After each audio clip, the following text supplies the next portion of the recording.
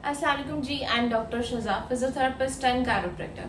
अच्छा, आज जो मैं कंडीशन डिस्कस करना चाह रही हूँ, इसमें मैंने पहले भी वीडियो बनाई थी और इसमें काफ़ी डिटेल्स में पहले भी डिस्कस कर चुकी हूँ, लेकिन फिर भी अक्सर हजरात जो हैं इस कंडीशन को नहीं जानते और ये अमूमन ज़्यादातर लोगों में ये कंडीशन पाई जाती है। ये कंडीशन है फ्रोजन शोल्डर की। फ्रोजन शोल्डर क्या होता है, आज मैं इस पर थोड़ा सा डिस्कस करना चाहती हूँ। फ्रोजन शोल्डर बेसिकली कैसे डेवलप होता है, इसकी कॉजेस क्या है, इसका तरीका इलाज क्या है, ये मैं अपनी इस वीडियो में बताना चाहती हूँ। सबसे पहले तो आपको पता होना चाहिए कि आपकी सिस्टमिक कंडीशन सब कुछ नॉर्मल है, कोई अंजाइना पेन तो नहीं है, कोई दूसरा मसला तो नहीं है, क्योंकि अक्सर हजरात की इनडायरेक्ट कॉजेज की वजह से उनकी मोहरों का इशू होता है, सर्वाइकल स्पाइन का इशू होता है, थोरेसिक स्पाइन का इशू होता है और उसकी वजह से उनको पेन रेडिएट करता है, पूरे बाजू में दर्द आता है, जिसकी वजह से वो बाजू की मूवमेंट को लिमिट कर लेते हैं, रिस्ट्रिक्ट कर लेते हैं और बाजू की हरकत नॉर्मल नहीं करते। वैसे तो देखा जाए तो हमारे जो शोल्डर की मूवमेंट है वो तमाम जॉइंट से ज्यादा मूवमेंट की जाती है।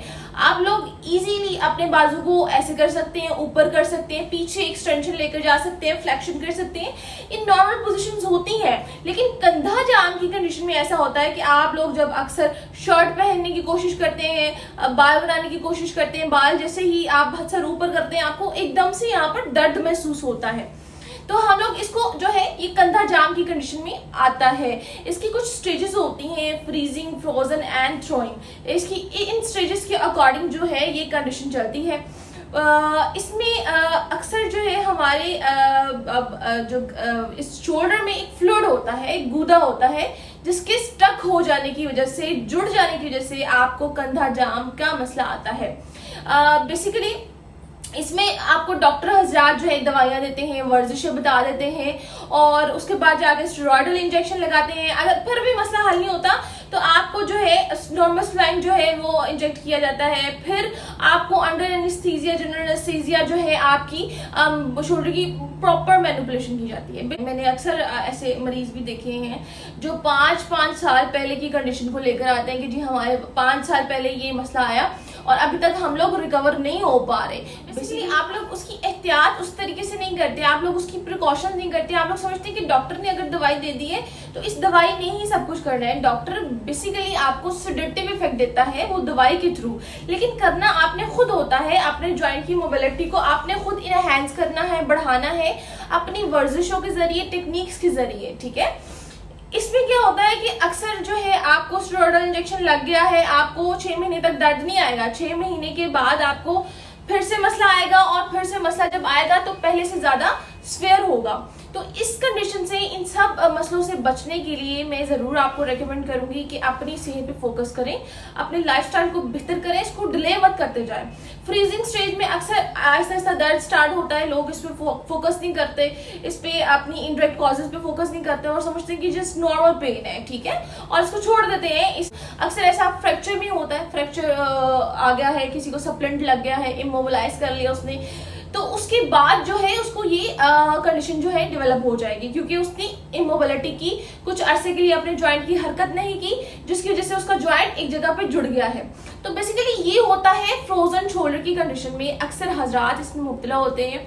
हम लोग रिकवर तो कर देते हैं, हमारे क्लिनिक पे अक्सर पेशेंट आते हैं जो इस कंडीशन से रिलेटेड आते हैं, रिकवर कर देते हैं, लेकिन बात की एहतियात जरूर बताई जाती है। इसकी कॉजेज में बहुत सारी मल्टीपल कॉजेज हैं। इसकी कॉजेज में आपको हो सकता है कि आपको प्रोलॉन्ग्ड एक ही पोस्चर की वजह से एक ही जगह पे हाथ रखे रखना, ये आपका पोस्चर बन गया है, ये आपकी आदत बन गई है और इसने आपको जो है ये मसला कॉज कर दिया है। तो ये भी इसकी एक वजह। आप जो है दर्द की वजह से अपने बाजू की मूवमेंट को रिस्ट्रिक्ट कर लेंगे, अपने बाजू की हरकत नहीं करेंगे, अपने कंधे की हरकत नहीं करेंगे, उसकी मूवमेंट नहीं करेंगे, उसको इमोबिलाइज रख देंगे कि जैसे कि हम अगर कंधे की मूवमेंट करेंगे, कुछ ऐसा काम भी करेंगे, ग्लास भी उठाएंगे, कुछ भी करेंगे तो हमें दर्द आएगा।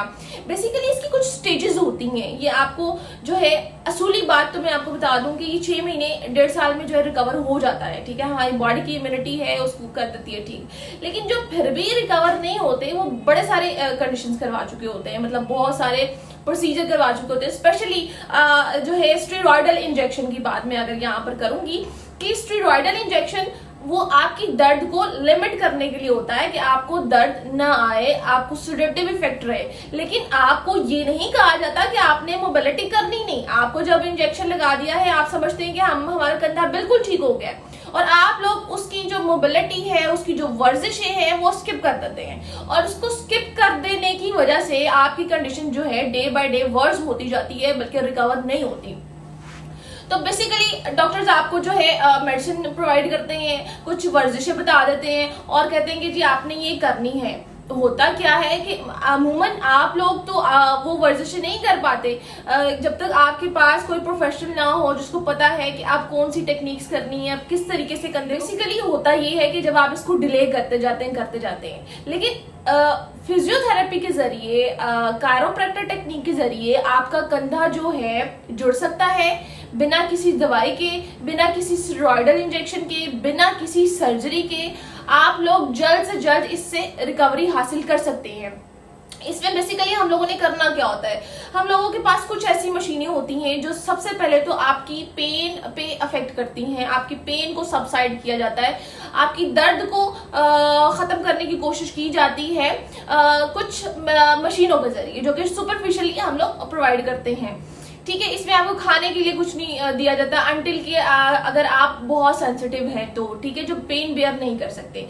उसके बाद क्या करते हैं, उसके बाद हमारी कुछ स्पेसिफिक टेक्निक्स होती हैं जिनके थ्रू हमने शोल्डर जॉइंट की मोबिलिटी को गेन करवाना होता है। उनकी वर्जिशें होती हैं, वर्जिशें अपनी नजर के सामने करवानी होती हैं, एक स्पेसिफिक एंगल के थ्रू करवानी होती है।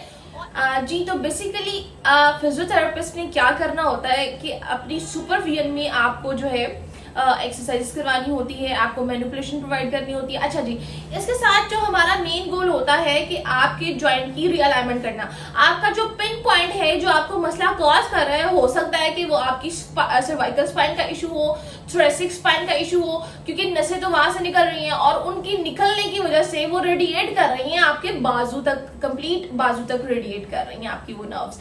तो हो सकता है कि आपका जो है सर्वाइकल स्पाइन का इशू है और उसकी वजह से आपने शोल्डर की मूवमेंट को लिमिट कर लिया था और इसमें फिर आपका जो है कंधा जाम की कंडीशन आ गई है। अच्छा, अब इसमें बेसिकली करते क्या है, हम लोग अपने सामने ट्रेनिंग करवाते हैं, डिफरेंट टेक्निक्स होती हैं, 1-1.5 घंटे का सेशन होता है जिसमें मरीज की कंप्लीट ऑलमोस्ट रिकवरी आ जाती है। और इसका टारगेट होता है कुछ दिन का, कि कुछ दिन हमारे पास पेशेंट ने आना है। इसमें ना उसको दवाई खाने की जरूरत पड़ती है, ना किसी सर्जिकल प्रोसीजर की। तो इसमें हम लोग आपकी रूट कॉज को पकड़ते हैं और उसके साथ साथ आपके जॉइंट की मोबिलिटी को इनहेंस करते हैं। इसके साथ में पेशेंट को भी बताती हूँ कि वर्जिशें आपने नहीं छोड़नी, जहां पर आप वर्जिशें छोड़ देंगे आपको मसला फिर से आ सकता है। तो ये एक रूल है आपका, आपको एहतियात आपकी बनती है 3 से 4 महीने तक। आपने वो वर्जिशें करते रहनी है और आपने कोशिश करना है कि आप इसको स्किप ना करें। 6 महीने तक तो एटलीस्ट ना करें, मॉर्निंग वॉक किया करें, सुबह के वक्त निकला करें और अपने बाजू की मोबिलिटी को करें। तो इसी तरीके से आप अगर इस कंडीशन में मुब्तला हैं या किसी को भी जानते हैं तो हमारा नंबर आप स्क्रीन पे देख रहे हैं, हमसे रब्ता कर सकते हैं, या फिर अपने किसी भी करीबी फिजियोथेरेपिस्ट या कायरोप्रैक्टर से रब्ता करें। ये आपकी अलाइनमेंट के लिए, आपकी स्पाइन के लिए, आपके शोल्डर जॉइंट के लिए, फ्रीजिंग शोल्डर के लिए ये सब कंडीशंस बहुत जरूरी हैं। बजाय कि आप लोग दवाइयों और सर्जरी पर जो है इतना इन्वेस्ट करें, आप कोशिश करें कि इस तरीके से अपना इलाज करवाएं।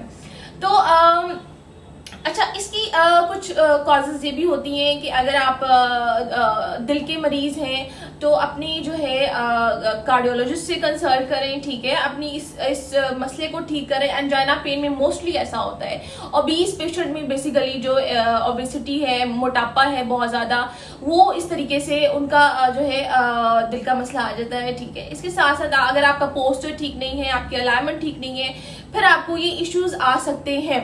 तो अपना बहुत ज़्यादा ख्याल रखिएगा, दुआ में याद रखिएगा और कोशिश करें कि इसको डिले मत करें। आपका लाइफस्टाइल और आप डेली एक्टिविटी अपनी डिस्टर्ब कर रहे हैं इससे, ठीक है। तो अपनी रिकवरी करवाएं, अपना बहुत ज़्यादा ख्याल रखिएगा। अल्लाह हाफ़िज़।